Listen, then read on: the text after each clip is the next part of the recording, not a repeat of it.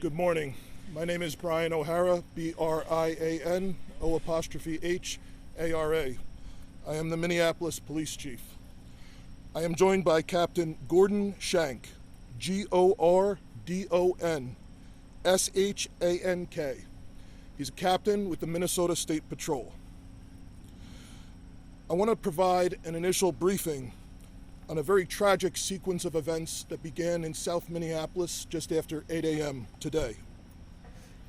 Just after 8 a.m., Minneapolis police officers in the 3rd Precinct responded to reports of a person with a gun near East Lake Street and 4th Avenue South. Those calls were quickly updated to a carjacking in progress. Callers indicated that a male suspect had been driving a maroon Ford Explorer in a flagrantly reckless manner, swerving into oncoming traffic, speeding, and even driving up on the sidewalks along Lake Street. That individual then crashed. The driver of that Explorer exited, pulled a handgun, and attempted to carjack a person that was stopped at the red light. That initial victim drove off and was not carjacked. After that, this suspect then pulled a gun on another woman operating a black Volkswagen. She was then violently carjacked of her vehicle. The suspect then fled in her vehicle before then circling back to the scene and retrieving 3 dogs from the crashed Red Explorer. We have multiple reports from the community that the suspect was firing gunshots as he fled in the victim's vehicle. Shortly thereafter, about 8:19 a.m., Minneapolis police received a call that this Volkswagen was now driving recklessly through downtown Minneapolis. Minneapolis police then tracked the carjacked vehicle to the north side, where at about 8:36 a.m., Minneapolis police officers from the 4th Precinct initiated a vehicle pursuit. That vehicle pursuit then ended tragically 3 minutes later when the suspect crashed into an innocent person's vehicle that was not involved in the incident. That crash occurred at this intersection. Minneapolis police officers were not involved in the crash. 2 adults in that vehicle have been pronounced deceased at the scene. A child in that vehicle has suffered life-threatening injuries. The child in the vehicle has suffered non-life-threatening injuries, has been transported to the hospital, and is expected to survive. The suspect has been taken into custody from the scene here and is being treated at North Memorial for non-life-threatening injuries. A firearm has been recovered from the carjacked Volkswagen.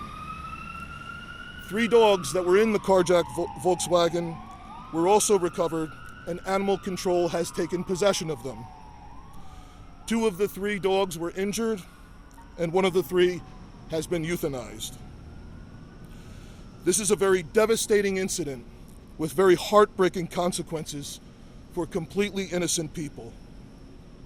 Our officers worked very quickly, as best they could, in an attempt to get a very violent and dangerous criminal off the street before anyone else could be harmed. This is an outcome that we never want, as 2 innocent lives have been taken from us because of one person's violent and reckless behaviors. Our thoughts are with the families of those who are suffering this unimaginable loss. But this is exactly why we take carjackings and gun crimes so seriously, because they put every member of our community at risk. There remains an open and active investigation, and we will confirm additional details as we are able. The Minnesota State Patrol is conducting the investigation into the crash. The Hennepin County Sheriff's Office Crime Lab has taken possession of the suspect's firearm. There was 1 discharged shell casing recovered from inside the carjacked Volkswagen, and there was also damage from gunfire inside the vehicle on the passenger side. The Minneapolis police is conducting the robbery investigation from the original incident on Lake Street this morning. The MPD will also conduct a review of the vehicle pursuit as per our policy.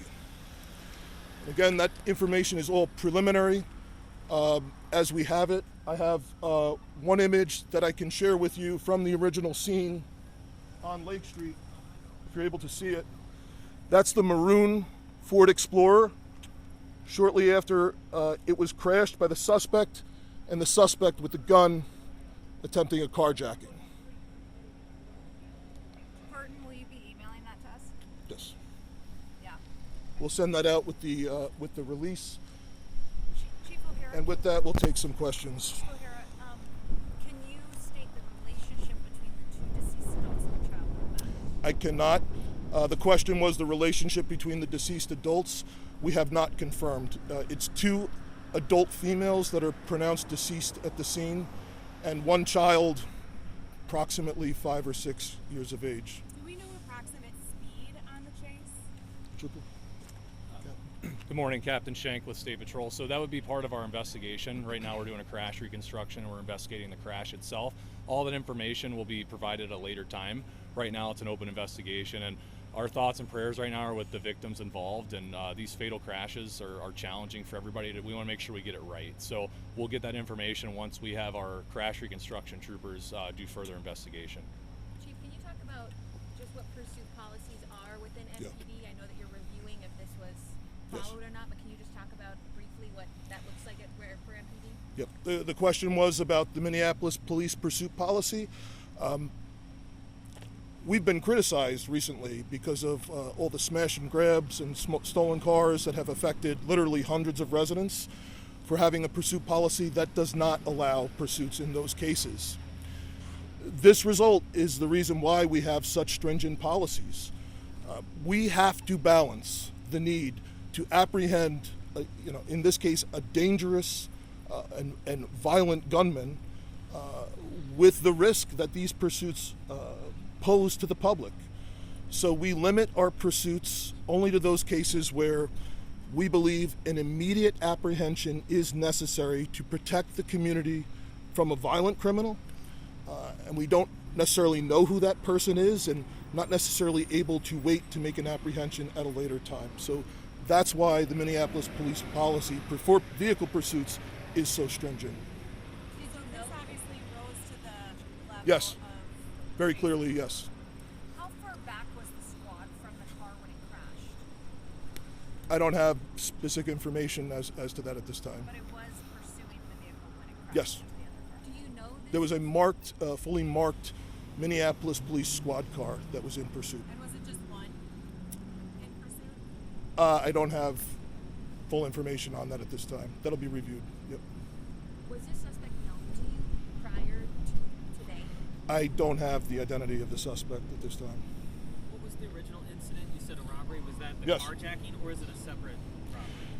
So the original incident that we know at this time were initially the reports of a carjacking, which involved the suspect driving recklessly prior to this, driving on the sidewalk, speeding, swerving into oncoming traffic, crashing the original vehicle they were in, then getting out and at gunpoint attempting to carjack someone stopped at the light who drove off before they were carjacked, and then carjacking the victim of the black Volkswagen, which was involved in the crash here. And the black And then firing shots after that before fleeing the scene.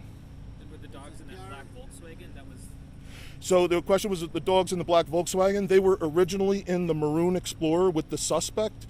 I don't believe they have any chips or tags, so we have not been able to confirm ownership on the dogs. But they were with the suspect in that original vehicle. Suspect came back and took the 3 dogs from the original vehicle with him in the carjacked Volkswagen. Yes, sir. Victim car stopped on the light or was moving?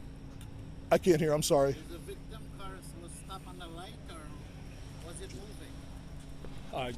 Your question was asking if the vehicle was moving at the time of the crash. Yeah. That's part of our investigation to determine the speeds of the vehicles. Car, was she stopped on the light or she was moving? Correct. We're working through the investigation, and additional information will be released on our media webpage pertaining to the crash itself. You can find that on our website. So preliminary investigation shows the vehicle was moving north on Penn Avenue at the time of the crash. So, but that What speed they were doing, the Speeds are under investigation. That's part of our crash reconstruction investigation. That's all information that we will be able to obtain as we further investigate this crash. If I can add to that, though, the question was speed of the suspect's vehicle. We have multiple 911 callers and people from the community complaining about the speed of this person's vehicle and the reckless manner that they were driving prior to the pursuit. In South Minneapolis, in downtown, and then in North Minneapolis prior to the pursuit. So the suspect was clearly operating in an extremely reckless manner prior to the vehicle pursuit beginning. Do you know when we might get a suspect's ID? We're working on that. I just don't have that now. Was the suspect taken to Hennepin County Jail or to the hospital? The suspect was taken to the hospital. Lastly, Chief O'Hara, I mean, you're dealing with innocent victims here. You guys have already had a very difficult week. Can you talk about the fact that we're dealing with people who were just in their car driving their kid around? Yeah. Innocent victims here are what we're dealing with. Can you comment on that? Our hearts absolutely go out to the families who have been impacted here. They're absolutely completely innocent, just going about their lives. And unfortunately, because of one person's reckless and violent behavior, armed with a gun, firing it in our city, attempting to carjack one person, carjacking someone else, and then continuing to drive throughout the city in such a reckless manner, this person clearly endangered hundreds of people's lives in our city in such a short period of time.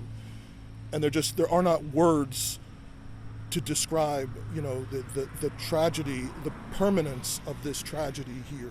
And it is absolutely something that we do everything possible to try and avoid, while at the same time trying to protect our community from people who are acting like this in the first place. Do we know if anyone else was hurt in the discharge of the gun? We have no reports of injuries from the discharge of the firearm. There's several different witnesses and callers.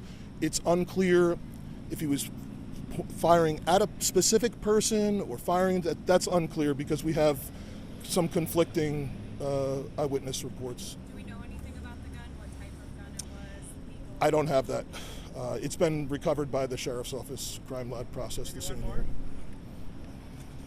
I just want clarification. So is that black sedan there? Is that That's a black Volkswagen, was carjacked on East Lake Street. And then have you guys taken possession of the Explorer too? That was, I believe that was recovered at the original scene. It was abandoned and recovered. There was 3 cars involved, including the victims. So the original vehicle was left on Lake Street that the suspect had. There is the carjacked Volkswagen from Lake Street involved in an accident here with a third party. That's it. 3 cars total. 3 cars total, 2 of them operated by the suspect. Okay, got it. Yep. Do you know the gender of the child that was not met from the injuries? Do you know the gender of the? I do not. I'm sorry. All right, thank you very much. Okay, thank you.